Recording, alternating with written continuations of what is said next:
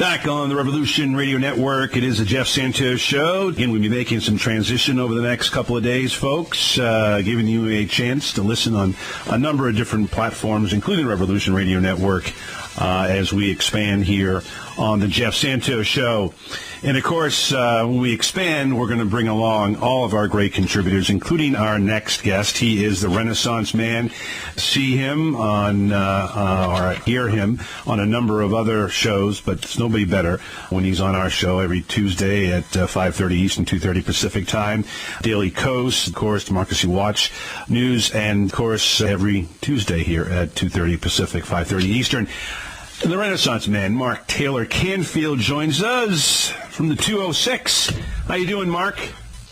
Well, I was just tweeting out about your great guest earlier with John Nichols from The Nation and some really salient, intelligent, cogent analysis by our friend Robert Craig, the wunderkind from Wisconsin Citizen Action. So I was bragging about you. But I guess, Jeff, looking at what's happened in the last few days, I guess I'm not covering the Pete Buttigieg rally here in Seattle on Friday. So sorry, Alana, from his campaign, I won't be there. I did RSVP, but I'm just going to assume that he'd canceled it. No, he's not in the race. And, it's pretty clear that some groups or some campaigns are dropping their candidacy. And I don't know if they're going to throw those delegates behind the favorite corporate choice, Mr. Joe Biden. But I can tell you this, Jeff, that there is a story on a website called Sludge, which they sort of devote themselves to uncovering public corruption, especially in terms of campaign finance and things like that. But a recent Sludge review of the Federal Election Commission record shows that Biden is the preferred candidate of the behemoth executives at Comcast Corporation, which just happened to own a certain network that we know about. MSNBC. Apparently 17 large campaign contributions from executives and vice presidents at Comcast, including 8 for the legal maximum of $2,800. And of all the other candidates in the race, only South Bend, Indiana Mayor Pete has received any of the Comcast executive contributions. He received one contribution from the managing director. But in addition to Comcast top lobbyist David Cohen, co-hosted Biden's kickoff fundraiser in April, and he's listed as a, quote, bundler, unquote, for the campaign, which means that he's collected at least $25,000 in contributions from other people for Biden. So there you go. There's a complete list of Biden's 2019 contributions from Comcast executives and vice presidents, according to the latest available data from the FCC. You can find that at Sludge. And there's a whole list. There you go. That's the framework from which we're looking at the Super Tuesday primary elections tonight, Jeff. It's a big story about democratic socialism versus the democratic establishment, corporate media versus the truth, basically, and a lot of bias in corporate media for Joe Biden. And I also have to point out that he does have the largest number of billionaires contributing to his campaign, so you can't really... He and Buttigieg were in a race for to analyze the situation here. And when you have a billionaire like Bloomberg, who I guess can just go on forever despite, his lack of popularity, that kind of tells you what kind of election we're dealing with there, where money talks. And sometimes votes walk because they're just sick of the whole process. And I hope that doesn't happen this time, Jeff, because there is an alternative that will tend to grow the political and voting franchise. And I guess, now that even Tom Steyer, who's a guy I met, isn't involved, that kind of proves that just because you have billions of dollars doesn't mean that you can buy an election or stay in forever. He chose to step out, too. I think he probably as well, although he's quite progressive in some of his views, I think he probably would prefer Biden as well, according to things that I've heard him say. But despite that, Democracy for America just endorsed Bernie Sanders. And also, he's got his group, Our Revolution, so he doesn't have the traditional corporate PACs, but he does have big national organizations supporting him, and along with some very important members of this new progressive movement in the United States, including our own Congresswoman Pramila Jayapal here in the state, Alexandria Ocasio-Cortez. Right. Now that he has the progressives have really led this movement, like Mark Taylor-Canfield, Ro Khanna, Ilhan Omar. And also, DFA has endorsed 93 other candidates across the United States as true progressives fighting a good cause, good cause. And the corporate media is not going to be able to cover it up forever. Yeah, Mark Taylor-Canfield is our guest here. I think what we have is this corporate onslaught that, led by, as I was trying to make the case, that it reminds me of the Private Parts Howard Stern movie when he was told you have to really articulate the word NBC, and now it's MSNBC that Comcast owns. And, the fact is that, Chris Matthews mutually parted ways with MSNBC last night, a lot of crocodile tears over there. It's really a sad state of affairs. I mean, you're an honest investigative journalist and somebody who covers these elections, again, covering Pete Buttigieg. To me, it's really sad when we see a wholesale cheerleading squad for Joe Biden. He won in a very conservative state that the Democrats have only won twice since 1960, with JFK in 60, this is pre-civil rights, and 1976 with Jimmy Carter, who, of course, is the next-door neighbor in Georgia. And, of course, this is post-Watergate, and, he's the favorite son against the Michigander, Jerry Ford. So, other than that, I haven't won South Carolina since. So, to me, it's a hollow victory. And again, I was tweeting out last night at Jeff Santos Show, Mark, and I think I tagged you on it. But the fact is that, I think Michigan should be the first state with its heavy African-American community, heavy Arab-American and Muslim community in Dearborn, and, of course, large labor community. And that, to me, is more representative of the Democratic Party, and it's a swing state. Talk to me about how difficult it is to have a media position when you have this sort of corporate hierarchy that, again, is cheerleading. And of course, it's the same thing on the other side with the Fox network, minus a couple of people. I don't know if Shepard Smith has actually gone yet, but he was one of those few who stood up to Donald Trump, Mr. Bear, too. And again, there's a handful of people who stand up, to the quote-unquote establishment wing. Ari Melber does a good job, Ali Veshi, and, of course, Chris Hayes. But that's about it. And the rest of them just sort of go along and, do whatever the corporation says. Your views? Well, working with a nonprofit like Democracy Watch News, there's a different attitude about this kind of stuff, so we don't have corporate masters. But I can, see that there's a lack of vision amongst corporate media in the United States. So they're not covering stories that we would cover. For instance, the fact that, there have been multiple numbers of journalists who have been jailed or fined for refusing to identify their confidential sources since the Obama administration and before, and that we don't have federal shield laws that protect journalists. The fact that there are major challenges to our democracy, including voter suppression, but also hackable voting machines and old technology and all sorts of issues with direct democracy, including, the use of the Electoral College rather than the popular vote to elect presidential candidates. There's all sorts of things. The Citizens United decision, all of these things are direct challenges to democracy and in some cases to freedom of the press. And unfortunately, my colleagues in the corporate media are much more interested in sort of reciting the mantras that come out of Washington, D.C. Amen. And that beltway than they are taking a look at real issues that affect people across the planet and in this country, including things that happen in other countries in terms of freedom of the press. So you just don't hear stories that Reporters Committee for Freedom of the Press or Reporters Committee to Protect Journalists or Reporters Without Borders are trying to educate people about. They're putting out the press releases, right, and they're contacting the news organizations and letting them know that these stories are happening, that journalists are being arrested and suppressed all over the world in countries all over the world. But you're not going to hear that from the U.S. press because they're more interested in trying to, and sometimes, I have to admit, promote a corporate candidate for president like a Joe Biden because he represents something that is much more establishment to them, and that kind of establishment security is very important for them.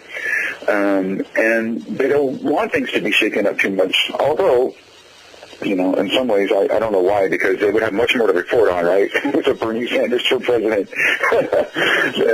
Exactly. But they don't see that. They see it as, they have corporate funders and people that are promoting their point of view. They have major advertisers that promote their products and their programs. So occasionally, there are boycotts, which are effective, by the way, usually when they happen. Sometimes they come from the right, sometimes they come from the center about, issues that the corporate media is not dealing with or dealing with poorly.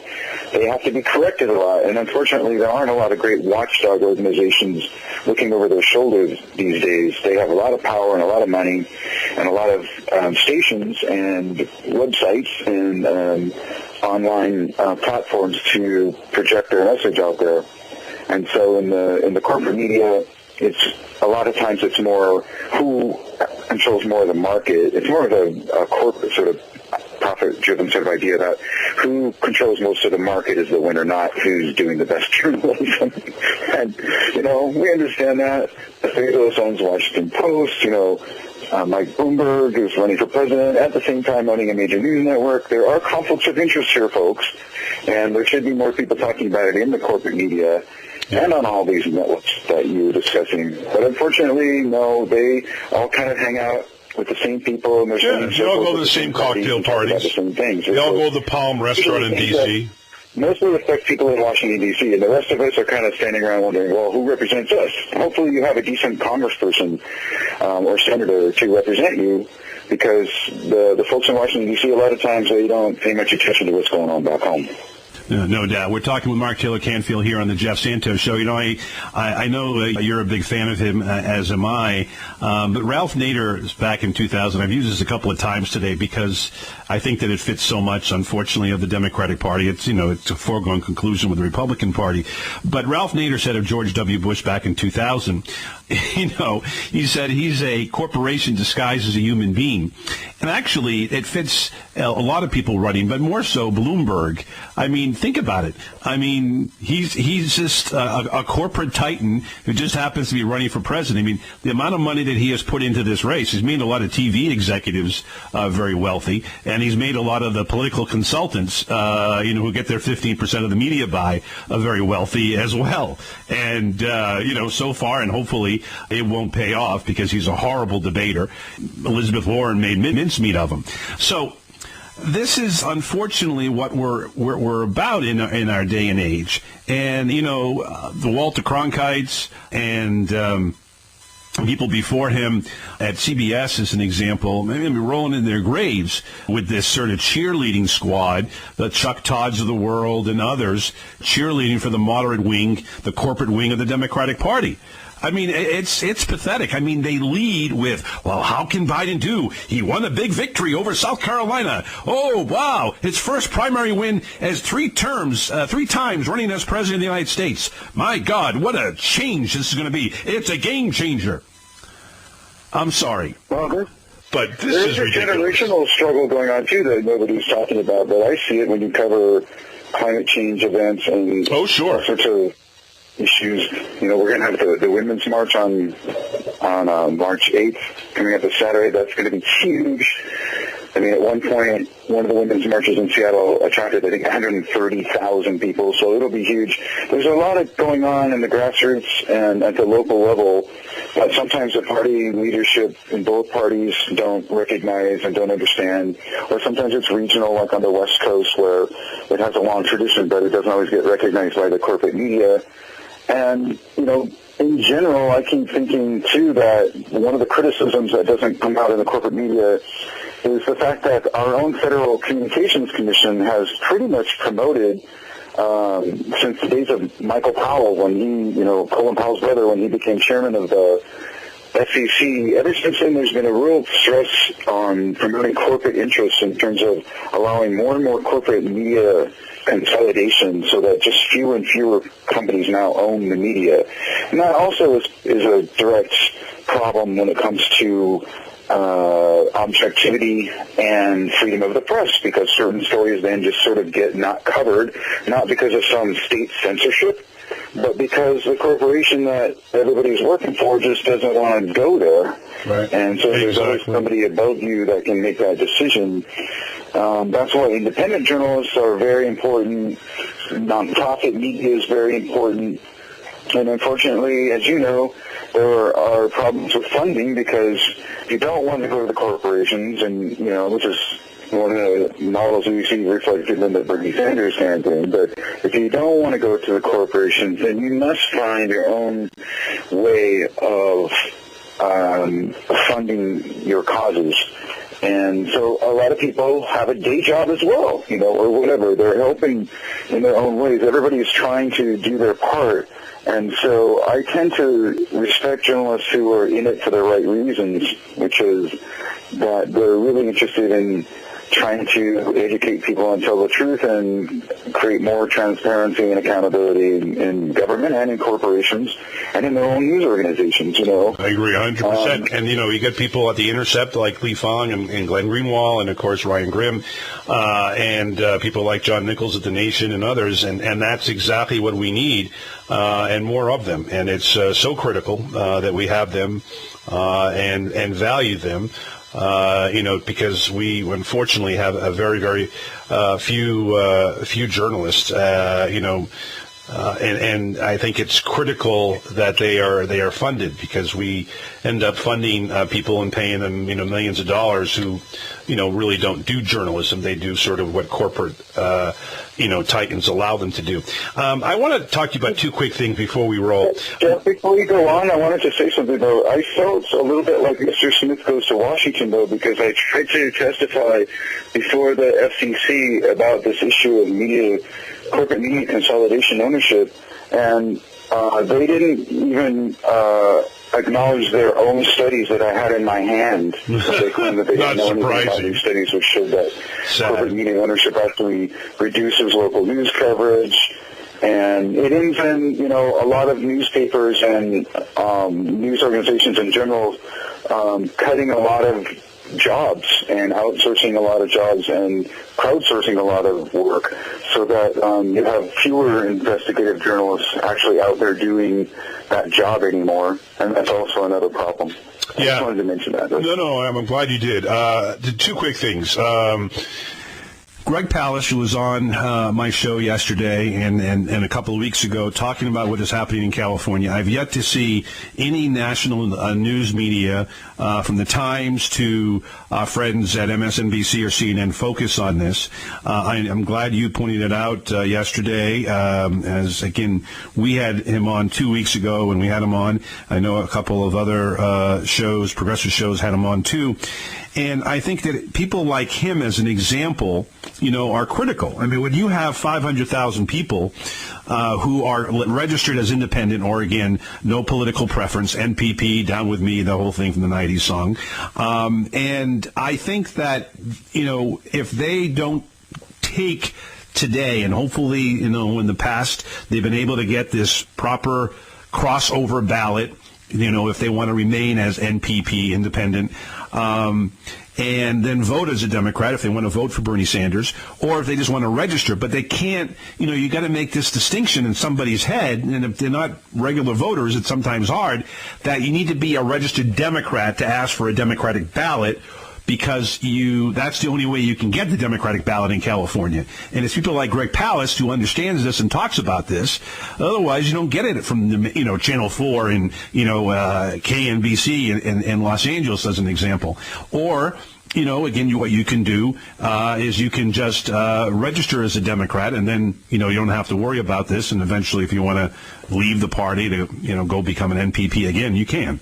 But that's just an example of all this. Your thoughts, and I want to talk to you about music and how it connects to the DNC as well. So your thoughts there in about a minute or so, Mark.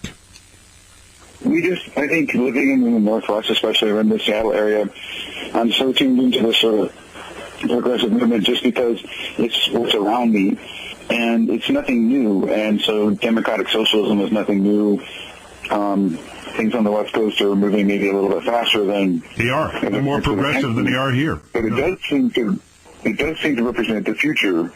And if the Democratic party doesn't want to embrace that, then I'm not sure where their future would be, because Amen. You either go with what's happening across the country and in the cutting edge of new styles of politics, or you're going to fade. And I don't fade know what away. to tell them at that point. Yeah. No, here you go. Here's the music piece. I think you recognize these songs, and fortunately with the situation we currently have, we can't do it on the air. We'll in a few days and so forth. But this is how I tweeted out today. And, the Democrats, as they try to put roadblocks in front of Bernie Sanders, should think about the centrist captain, if you might, Mr. Bill Clinton, who, of course, took the Fleetwood Mac song, Don't Stop Thinking About Tomorrow. To your point, the youth is with Bernie Sanders, the future of the party is with Bernie Sanders, and those future people will not continue to be Democrats if you try to destroy him. And unfortunately, the Democrats are taking the approach of another favorite of Mr. Clinton, and that is Paul McCartney's Yesterday song, because they're talking about yesterday. Joe Biden is yesterday, Bernie Sanders is tomorrow, even if they're the same age. And I think that's unfortunately, they're going with the wrong song, and which, of course, as you all know, being a music Renaissance man, that song was called Scrambled Eggs. He brought it up, and the part of the scrambled eggs things to me is how the Democratic Party has been scrambling to try to figure out, what they are. Bernie Sanders has a mission, and they should get behind him, not do this sort of yesterday news. You don't want to break up the Democratic Party by going down yesterday's Penny Lane. Your thoughts, my friend? Yeah, I have a hard time fitting that into the whole scenario, because that song, it was called Scrambled Eggs. Paul McCartney said he woke up from a dream, had this melody in his head. I'm familiar with that's like, but he didn't have any words yet, so you just mumble something, you kind of rap whatever comes out. And he said Scrambled Eggs instead of yesterday. But I think really it's more about the future, and so it's not just even the youngest generation either. It's also groups, what do you call old school, OG groups like Public Enemy are out there supporting Bernie Sanders. He is a phenomenon. He is. I have to admit that. I've covered the other candidates. Some of them I've actually been able to talk to or interview, but it's, Bernie Sanders is a phenomenon. He is like a rock star, and he's got Public Enemy out there, which represents a whole different group of people than, he was here with Portugal the Man, and that was the band that opened for him in this area of the country. Totally different kind of group of musicians and crowd, but regionally he's very popular across the country in a very grassroots way, which, you can sort of count on the fact that some of the corporate media won't show up to tell you that. In fact, I got a really great spot on the Razor because NBC's cameras didn't show up. So I happened at Elizabeth Warren's event, too, where I got a really good spot because one major corporate media just said, we're going to skip this one or whatever. But I'm just saying, it's really, even the regional journalists will know much more about, what's actually happening on these campaigns and what different groups are involved. And it's a totally different group in Atlanta, Georgia, of course, or, in Vermont than it is in Seattle. And they may not even know each other, but they all have this one thing in common, which is that they recognize sort of that Bernie Sanders is a pop phenomenon. He's what's hip right now. It's not... The cool bands are not necessarily running to, Mayor Pete or, yes. or any other thing. They want to be with Bernie because he represents the cutting edge to them, and they're excited about that. And by the way, Mr. Neil Young is still really upset with Trump's campaign for using his song "Keep on Rockin' in the Free World." So. I mean, he keeps talking about that. He's totally going for Bernie, too. So there you go. A lot of the musicians that people really respect want to be a part of this new thing. They're not really interested in yesterday, although Paul McCartney's cool, too. Yeah, no, McCartney's good. Hey, we got to talk about Bernie Sanders. Yeah, exactly. Cool. We got to run, my friend. We will talk to you next Tuesday, maybe from a new studio. And thank you, as always, the Renaissance man, Mark Taylor-Canfield. I want to thank our great friends here today at WVBF, and we hope to be at a new studio tomorrow, folks. But same bad time, same bad channel. We thank you for listening. My name is Jeff Santos, and I gotta go.